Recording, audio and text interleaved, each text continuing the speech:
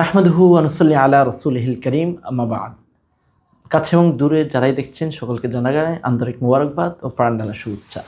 প্রিয় দর্শক, আমরা ইতিমধ্যে অবস্থান করছি পবিত্র মাহে রমাদানে। পবিত্র মাহে রমাদান মূলত আমাদের শুধু উপবাস থাকার কোনো মাস নয়।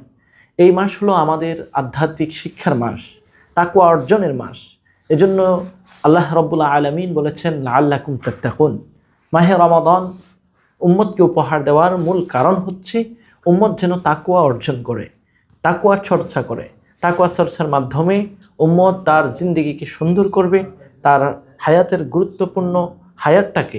গুরুত্বপূর্ণ হায়াতটাকে আল্লাহর জন্য বিলিয়ে দিবে।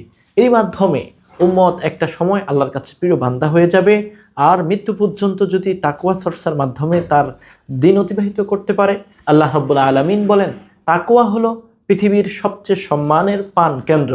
ইন্না আক্রামাকুম ইনদাল্লাহি আতকাকুম।